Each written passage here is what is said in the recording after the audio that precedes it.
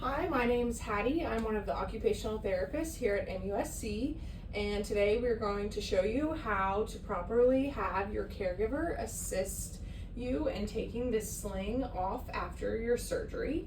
I will point out some parts of the sling that you need to know about, but most importantly, we need to make sure that you have a coach or caregiver after surgery to help you take your sling off and put your sling back on, as well as get your upper body dressed and undressed, because after surgery you will not be able to activate any muscles from your shoulder or elbow in this arm. So we want to make sure that you have the best possible results after surgery. So this is a DonJoy sling. A few parts of it. This is just a strap coming around the thumb to keep the arm in place and help keep the elbow as far back in the sling as possible. This strap here is just keeping this part closed. It really doesn't have any true function.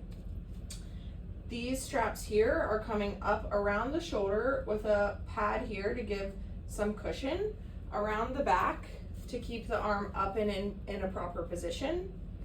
And then this strap here is coming around the back of the patient to keep the sling in proper position as well. Whenever the sling is being taken off of the patient, you want to make sure that they're sitting in a chair that has support, or if they're on the side of the bed or in a chair without support, you want to make sure to support their arm with pillows so that when they're out of the sling, they have good support in their arm. I'm going to support your arm with this pillow. This way, when I take the sling off, they'll have good support still for this operated on arm. First, I'm just going to take this strap from around the thumb. I'll undo this strap. Next, there are two buckle clips here that I'm going to undo and remove this strap from around her back. Next, I can unclip this buckle clip to remove from around her back as well. This next step is an important part for the caregiver because the patient cannot help lift this arm up in order to get the sling piece out from underneath them. Therefore, I'm going to support her at her elbow here, push down on the back of the sling here to slide it out from under her, making sure that I keep her arm supported and get the sling out by pulling on the straps as well. She then has support here on the pillow since I had it prepared there, and now the sling has been removed. Now that I've removed the sling, I'm going to show you how to properly put their sling back on their surgical arm.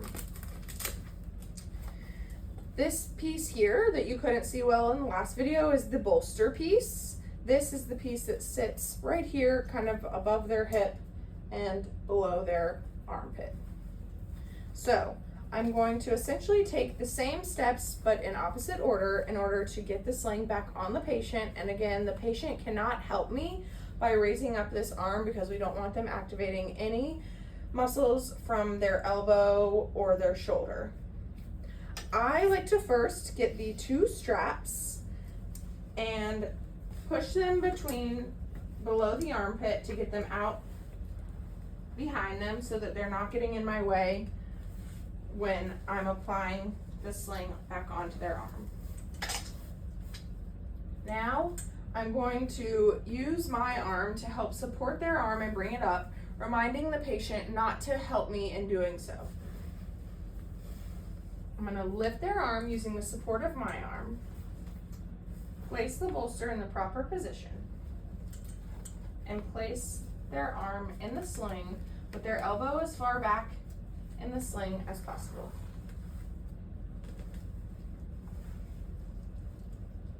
Now I'm going to first get this strap, again with the padding for cushion around their neck, to bring around the neck and over to these two buckles to then buckle both these clips back together. 1 and 2. I can then apply this strap back over, apply this strap around the thumb if you feel you need support. And the last strap, I'll have my patient lean forward a bit so that I can bring this strap around the back, underneath their other arm, and clipped back here in order to keep the sling in proper position.